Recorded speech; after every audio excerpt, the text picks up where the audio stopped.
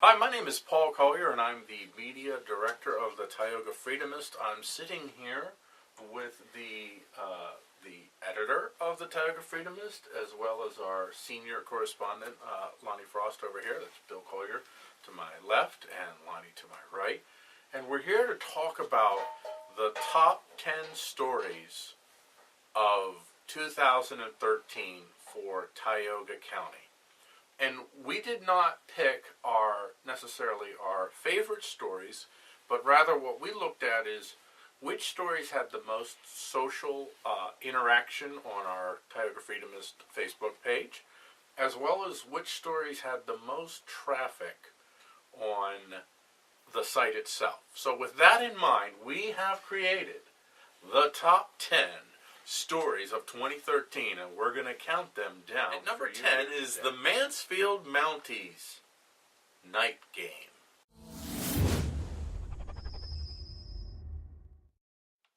What was the exact title of that, Lonnie? What was the turn the lights on again, or? Yeah, that's what it was. September 14th. September 14th, turn on the lights again, or? So I'm going to let Lonnie and Bill now talk about that number 10 story. You actually went out there for the game itself. And how did the game end? Well, Mansfield won the game. The crowd was huge. It was the largest crowd at the university in its entire history, which was pretty unique to see so many people. It was just a really nice time. A lot of people enjoyed it.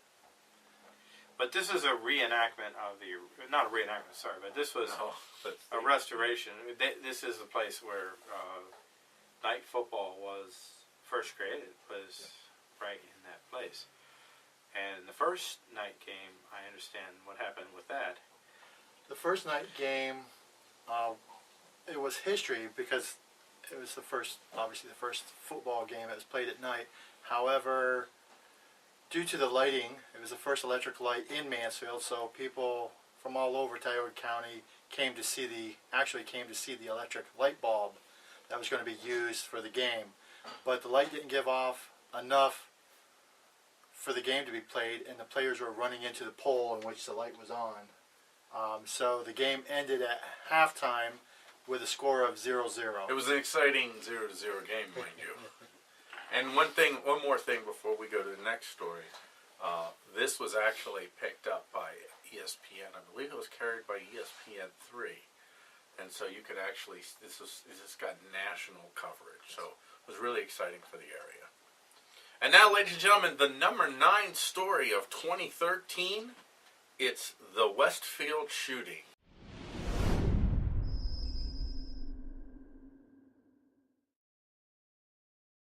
2 die in the Westfield shooting, which happened on April 19th, 2013. Bill, you covered this story.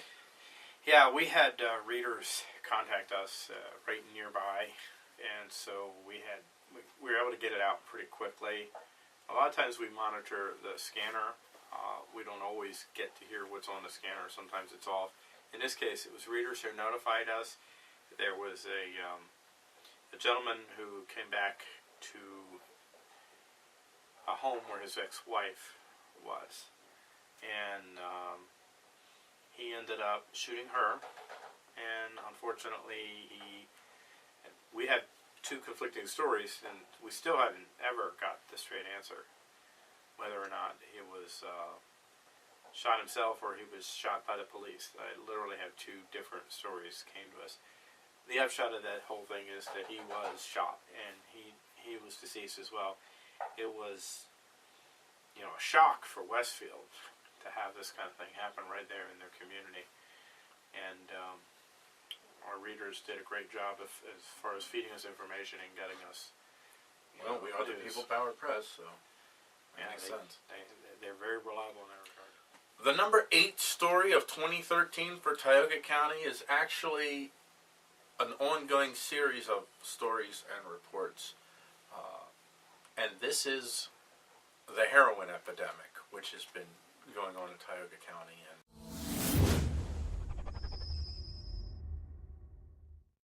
I know both of you have covered different aspects of this story, and some of you may either one of you may actually have personal stories to tell. Bill? I Lonnie? would say that not a week goes by that somebody doesn't call or email us about this issue or ask for advice about this issue. Recently put out information looking for specifically Christian programs because I was asked about that. There are secular type programs as well out there. But there is a real effort underway. There are task force in the area working on this issue.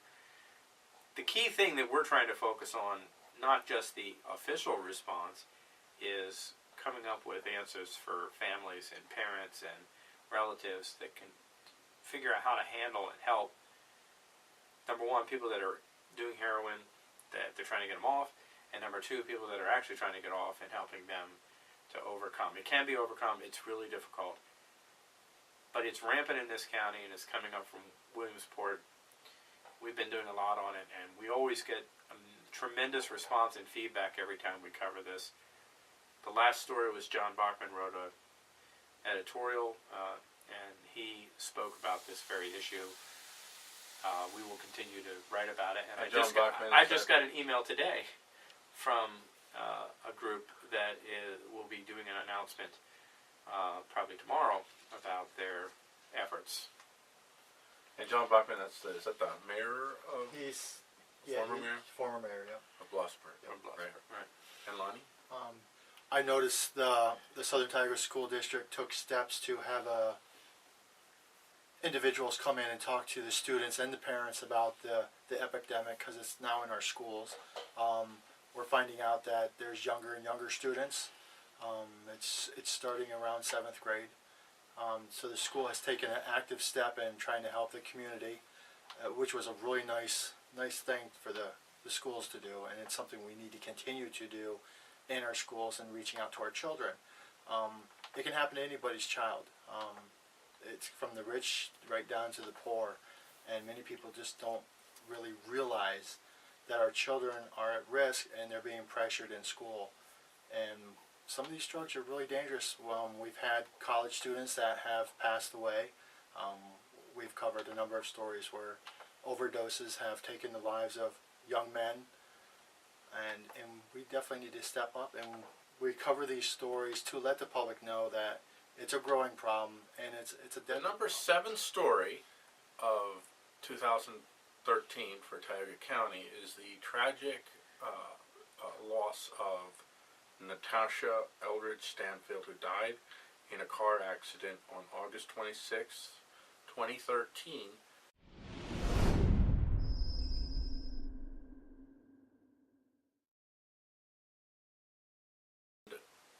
It's a series of stories. It was, the first report was about the accident, and then how the community responded to help the family of Natasha's family, especially her children. And Lonnie, you actually covered the benefit pretty extensively, and you knew Natasha, is that correct? Yes.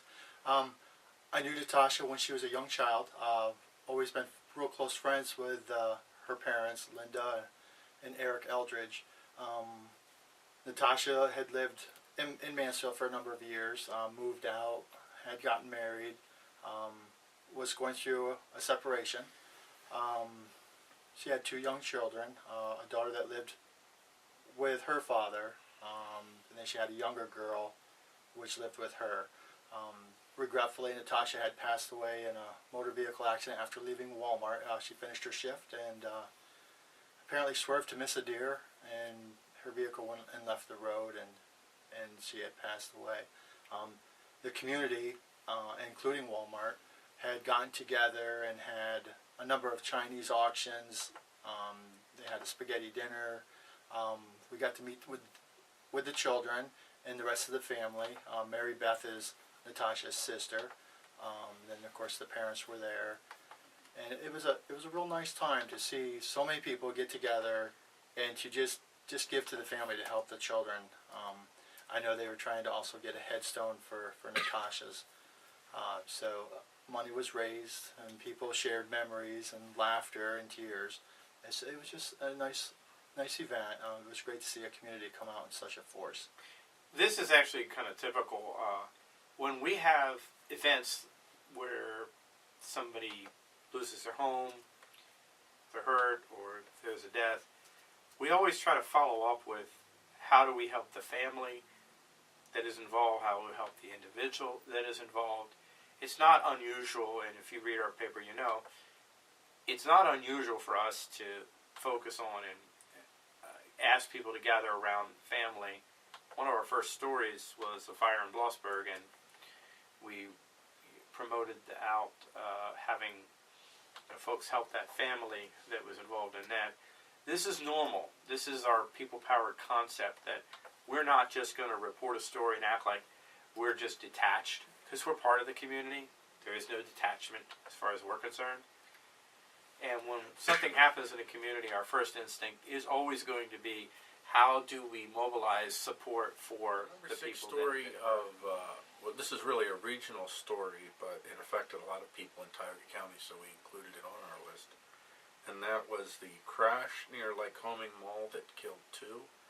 And this happened on November 23rd, 2013.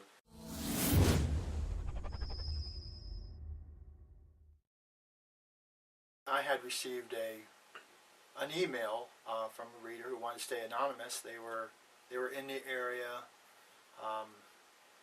had just come up on the accident, was quite shaken. Decided that people should know that there was an accident there. At first, it was just to let us warn our travelers who were traveling that area. It was getting close to Thanksgiving, so that's how their story started out. Then slowly more information was coming in from other people passing the scene. Just the descriptions from the people, they were very upset to see this accident. They did want to share it with the people to let them know that it was a tragedy, that 2 people had passed away in this accident.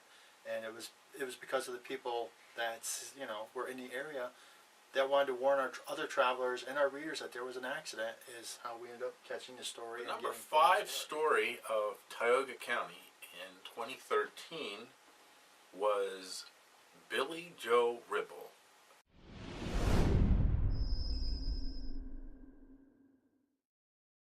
Bill, you covered this story. When we say Billy Joe Ribble, what are we talking about? We're talking about someone who was a danger to the community, was being sought for breaking in homes, and ended up taking a member of the community hostage, forcing them to drive them. She did let them go. But at the time this happened, we had readers contact us and say, this person's being looked for. They sent us a picture that one of them scanned in and sent to us that was being handed out. We were able to kind of tell everybody and alert them to stay safe, keep their doors and everything locked, and just be aware of their surroundings. She was captured. But the story itself, what was interesting is that there was an attempt, while we were doing the story, to give us disinformation, which our readers were able to ferret out. There's a lot of disinformation that was, funneled to us from people possibly associated with her. We don't know who, but our readers, because of the way we do our reporting, we ask you to participate. We say, this is what we know. Anybody can confirm or give us information to unconfirm something. This story was, to me, a great exercise in citizen journalism, where we had so many people. I think there's 14 or 15 different people contributed in some way to us getting the facts right, revising things as we learn things, and keeping the public aware that there was a threat, and then keeping the public aware when the threat had passed, so that everybody knew that this person. And I also want to commend our Wellsboro police chief. Did a great job during that whole scenario, making sure his community was safe. I really appreciate the work that he did in that. The number 4 story of Tioga County in 2013 is another one of these stories. It's really a collection of stories that told the tale of the Tioga County 2013 elections.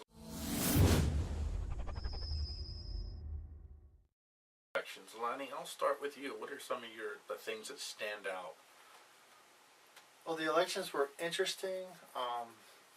A lot of people have their own give or take on issues. And it was nice to see the community actually get together, discuss some of the issues with us. That's why we're here, was to cover that. And I was quite excited about it. I personally, during that race, I personally advocated for Paul Watkins for sheriff. He didn't win, I think, 30, we 35%. didn't endorse anyone as a paper. The paper doesn't endorse people as a paper because it's not really our job. But us as individuals, we certainly can. But that endorsement, I have no problem with the guy who won either. I like Tom Young. Tom Young's a good guy. And I think I made that clear then. Yep. The contest, I think, awakened some people who really wanted reform, and I think that was the spirit of why some of us thought we wanted the other guy. Some people, may have not liked the current sheriff, but I didn't have that attitude. But I think the sense that is growing and that was awakened from that election is that people do want to see a fundamental change in leadership in the county. If not the people, at least the style and the direction. We're people powered, so that's our approach. So I think people are looking for more of, and I think this came out through the election. Again, maybe it was a minority of people, but it was a pretty decent minority of people who are really saying we need our county government, our elected officials, to be more responsive to the people. And since that election, I've seen the sheriff, not that he wasn't doing a good job before, being much more visible. He may have been more visible before, but it's more noticeable now, and we are hearing positive feedback about that. He's more engaged even online with people. I think it made him a little bit more conscientious of the public and to understand that he needs to be visible. Again, this is about perception. He might say, I was always visible. Well, maybe, but I've noticed it more, and other people have noticed it more, so bravo to him for that. I think the next election coming up in 2015 is going to be really interesting. We have interesting developments you'll be hearing about too that we're able to announce, and none of us are running for anything. We're just going to announce that people are running. But does anybody want to address the question? I was going to get there. The question. You know what I'm talking about. When the commissioner asked Current county commissioner, Bill Coolidge. No. His name is Bill. It isn't Bill. Everybody's Bill. Eric. Sorry, Eric Coolidge. Ask about what he was speaking to Paul Watkins. Made it clear to our readers, and again, you can see the video, which is a popular video. People still looking at his. One of our most popular videos ever. Ask a question which a lot of readers told us to them sounded like he was saying, I'm not going to cooperate if you win the election. I don't know if that had anything to do with the result of the election. I don't know how many people saw it that were actually going to vote. A good number of people did see the video, but it might have been one of those unfortunate moments, at least in the eyes of some of our readers. As far as that goes, I'm going to leave it to the readers to decide what they think of how he said it and what he said. But we were able to capture that on video and capture a lot of the questions that we did as well to the candidates. We actually asked hard questions of all of the candidates, and that included the candidate I liked. He got hard questions. Nobody got a pass from me, even if I liked him. But I think that that question and that response, again, the feedback we had from our readers was it wasn't positively, received by most of our readers, at least. From a media director standpoint, that was the biggest moment of the 2013 election for us. It garnered the most attention, both on Facebook as well as on the website itself. Now, I understand that since then, Mr. Coolidge and Mr. Watkins have, they've had good conversations, and there's no real bad blood between them. So this is an event that occurred in time. Again, leave it to the readers to decide. But it was certainly, when it happened, it was a big deal. We got a lot of. The number 3 story of 2013. I want to remind you folks, as I say the number 3 story, because I'm sure many of you will probably think this one should be number 1. This is a ranking according to the amount of website traffic and the Facebook interaction. So when I tell you the number 3 story, and some of you are thinking it should be number 1, remember, we're not picking what we think should be number 1, but only, well, from a media director standpoint, what is number 1. And this is not number 1, this is number 3, although it may be number 1 in terms of the impact on the community as a Well, whole. at least for Southern Tioga, because And that not is- everybody in the county lives inside Southern Tioga. In one way, shape, or form, I'm sure that it will affect everyone. That is the Southern Tioga School District closings. Which school is going to close?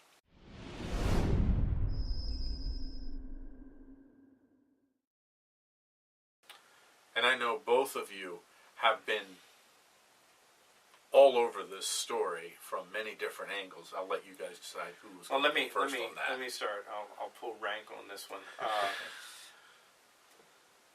The issue of the school district, we started publishing, this is our 3rd volume. The problems that led to this came before we started publishing, came before we were engaged. I moved to this county in 2010. So I'm going to preface what I'm going to say with that. The real problem of Southern Tioga School District in general, as I've always seen it and said it over and over again, is we have too many layers of control at the state and federal level. We have too little control at the local level, and we have too little real people-powered participation by the residents and the citizens of that school district. We have a school board that makes decisions, and God bless them, they try. But when you have pressure groups coming from all sides, Blossburg and Liberty were definitely fired up.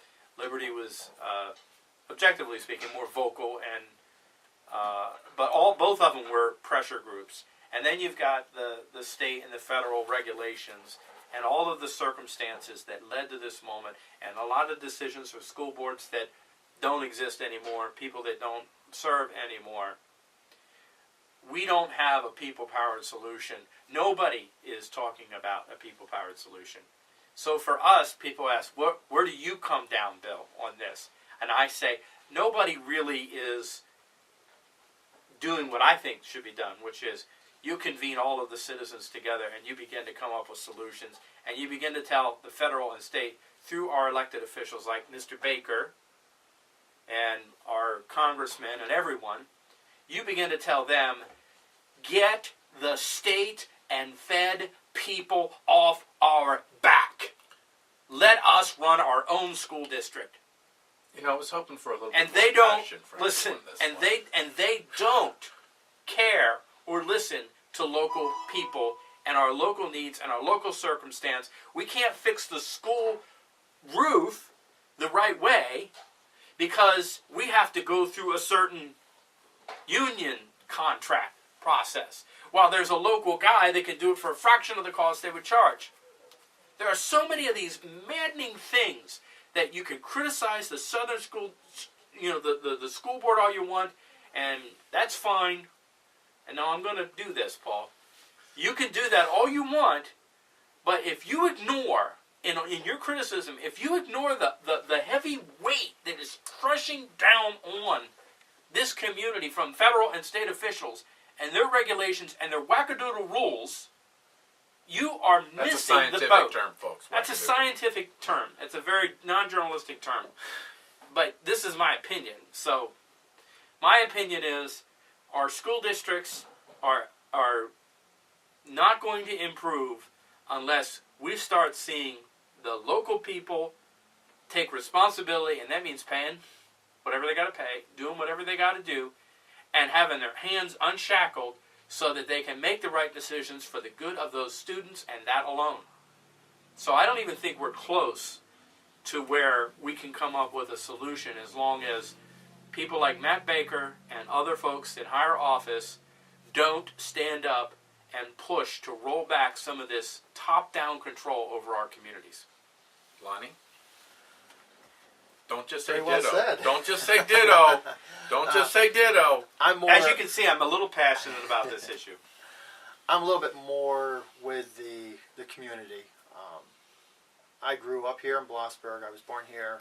Moved out later. So you're a homer on this Went to issue. the school. So he's a homer. Yeah, I saw a decision made by the school board. I've seen many decisions made by the school board that were done years ago. And like Bill was saying, things were done in the past, regretfully have snowballed the problem here in Blossburg with the high school. Funds that should have been put towards the high school to be repaired weren't. They were put into the other schools. Liberty is a smaller community, and their school is vital to them as Blossburg schools are vital to their residents, their businesses as well. To see two towns going after each other was sad. It was sad for both sides, and we as a paper, we made sure to point that out, that we had to work together.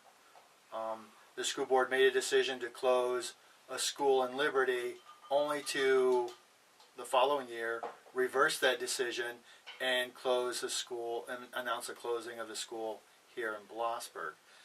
So as a community, I've seen these communities being torn apart. I see parents taking their kids out of the school out of the fear that they don't want their kids on the bus for a long time. So the homeschooling... And that's for both communities, yes, too. Both, yeah. Both. And so what's happening now is the homeschooling programs are skyrocketing, and it's further going to cause problems for When the you school say district. homeschool, you mean the cyber schooling. The cyber yeah, charter cyber schools, schools. Not the yeah. homeschool, I mean, it's the cyber and there's schools, little yeah. control or regulation from the school district itself over those things. And the expenses for cyber schooling will bankrupt the school district. And I mean, these are things that we're I'm worried actually about. all for school choice, but I'm also all for local control. And so this kind of puts me in an odd position that, I feel like the local school board and the local school district represented by the people really needs to have some input in how that's being done. Has no input. All they get from the state is, this is how many people are in. Here's your bill. Give us the money. Yep. That's it. Yeah, there's no control. And can you imagine that? I mean, you get somebody to come to you and say, we decided to have somebody pave your 3/4 of your driveway, and this is what they charged, and we're taking the money from your account. Now go out That's pay not for nice. the last quarter as Oh, well. and by the way, pay for the last quarter and pay these stay within prices. budget. Have a nice day. And so would you guys say, I'm speaking neither for or against the school board. Do they have the ability to really make the kind of decisions that a community would really want to be made, or are they shackled? I'm going to say no. They don't have the ability to make the right decisions because of everything that's over their heads, and the communities are split apart. If all the communities got together and formed a giant town meeting and came up with their own solution, and then went to somebody like Matt Baker and said, "You push for them to Or let us Scarnati, do this," or Scarnati, Senator. or Corbett. or Corbett. Well, let's stick with that's Matt and the kind of thing that really needs to happen. I can't orchestrate it. If I could, I would. I mean, if there's any way that I could create a town meeting scenario, I would. I think that the people in this county and the people in this school district in Liberty and Blossburg and Mansfield and all the other, and Covington, etc., I think the people are smarter than the bureaucrats. But they won't let us get the people together and come up with solutions because, again, our higher level officials sit there and they sit back on their chair and they get elected year after year and they don't do anything to fight for the people to have their own power over their own school district. Number 2 story of 2013 for Tioga County is the Mike Petito Facebook threat.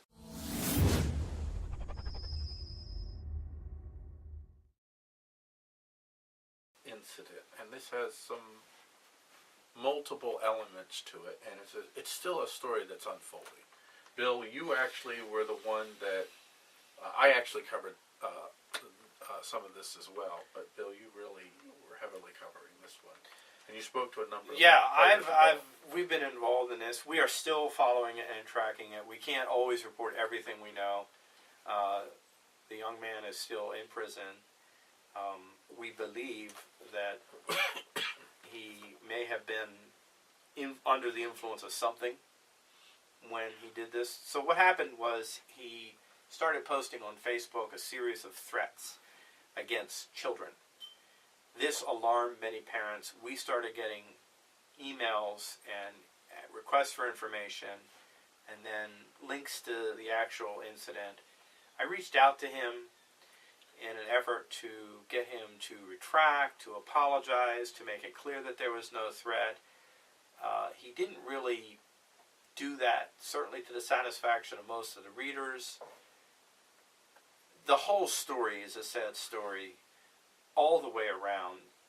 I can only say this, and I'm going to speak based on the fact that, again, we've spoken with numerous people. We've gotten feedback from confidential sources that, near as I can tell, this young man had a full knowledge of what he was doing and has done this in the past, only it didn't get attention the first time he did it, which was about a year ago. This has happened before. He enjoyed, according to, again, what I'm hearing, he enjoyed what he did. He came to regret it, and hopefully he's really learned his lesson, and he is going to move on. But legally, he's definitely in a ton of hot water, and there's not, I don't know what is going to happen there. He's certainly going to try to, obviously get himself maybe under mental health care instead of criminal, and I hope that ultimately things turn around for him. But the community was legitimately terrorized. Parents didn't send their kids to school. 250 kids were kept home.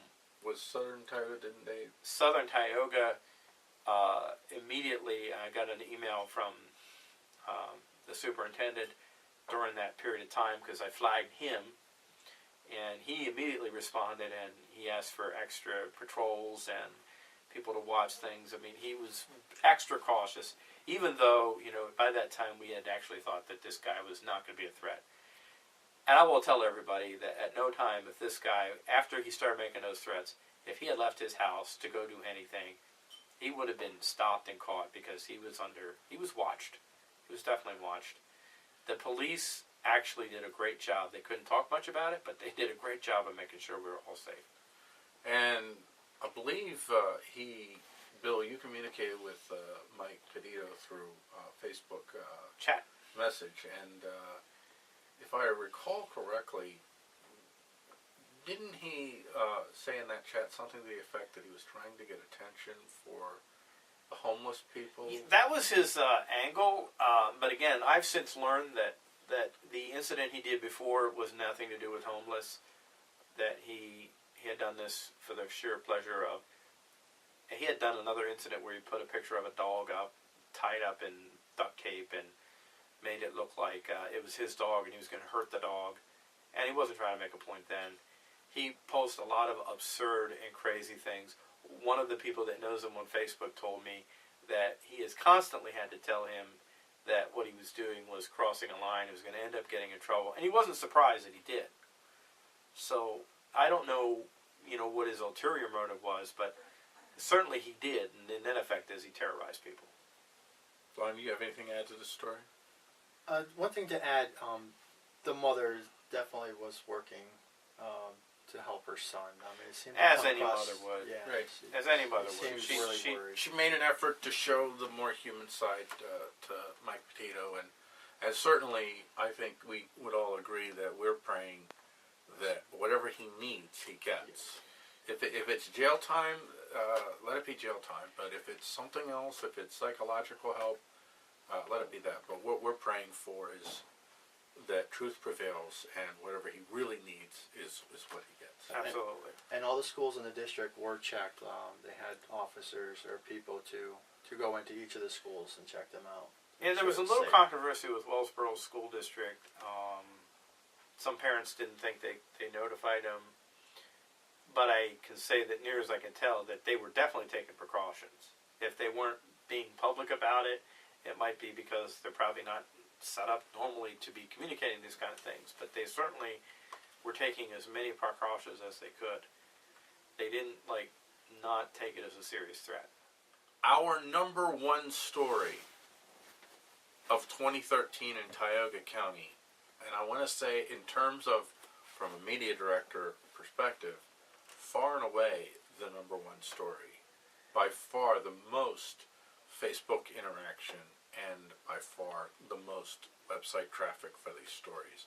Well over 20,000 views of three of the stories related to this combined. And that is the Liberty murder case. And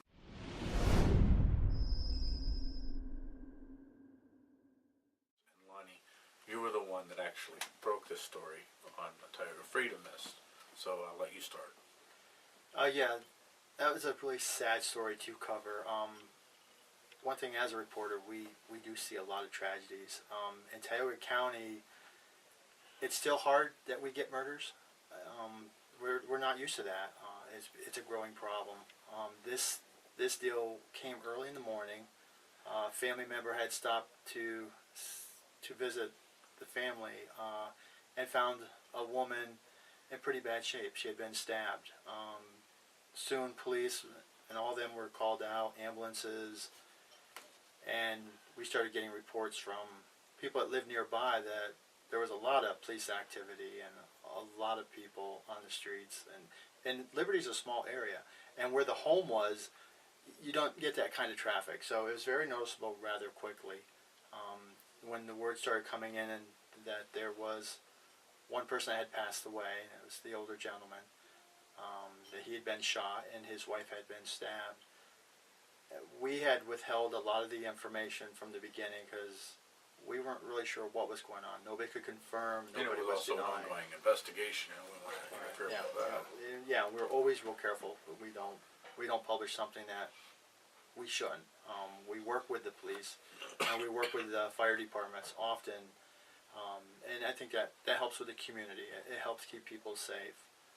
And it's a tragedy, and it's something obviously we're still covering. It's a shock, and it hurts so many people.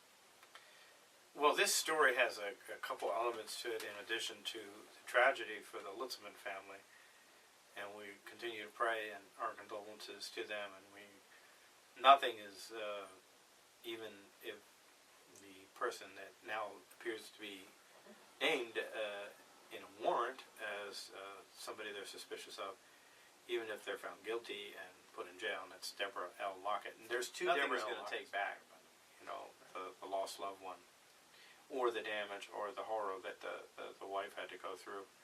But the elements of the story that I think are important from a journalistic perspective is our concept of people-powered and the participation of our readers. We had a lot of, again, good participation, a lot of on-the-ground people that were there for some of these events. Maybe 15 or 20 more people who were really including regularly the way the arrest went down, and we just shot a video down there today with the gentleman who actually who saw a suspect meeting, who looked like that suspect and confronted them. Police had not officially said whether he saw the suspect, but what he did was brave nonetheless. And coincidentally, if you believe in coincidences, not long later she was arrested. This was a terrible event. Our readers kept us covered. This created a controversy for us because we had a lot of good verified facts from readers. That we couldn't The share. official story couldn't be updated accordingly because the investigation was going on. But we decided, in the substance of the reporting, to stick with what our readers told us, to trust our readers. And in the process, we ended up being able to say that, and why it was important for us to be able to make people understand that this person, even though she was arrested for non-related charges, as they said, that she was the likely suspect, was because we wanted those people in that area to have some assurance that maybe, just maybe, they didn't have to keep looking over their shoulder.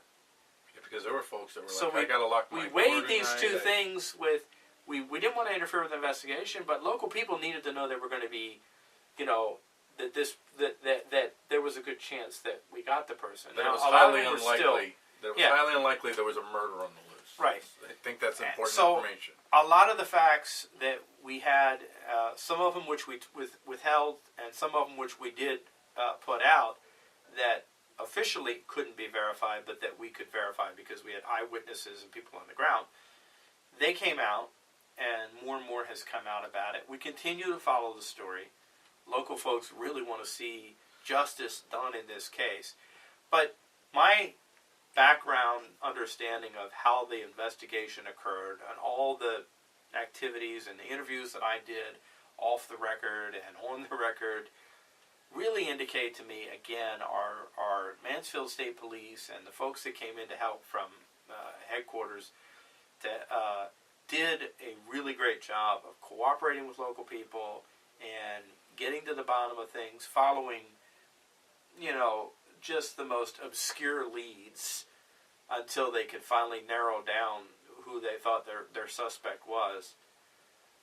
We also want to caution people that there's a lot of leads that were followed, a lot of stories that are going to come out about this, that people were investigated or checked out. That's normal in an investigation. We just want to be careful not to impugn anyone just because the police talked to them or looked at them.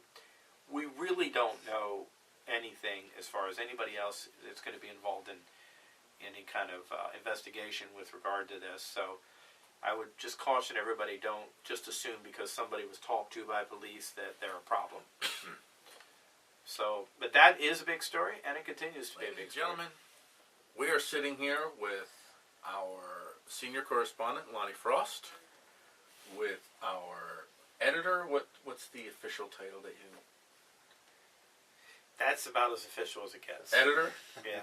Editor Bill Collier of the Tioga Freedomist, and I am the media director, Paul Gordon Collier, and thank you so much for watching our 2013 year-end review.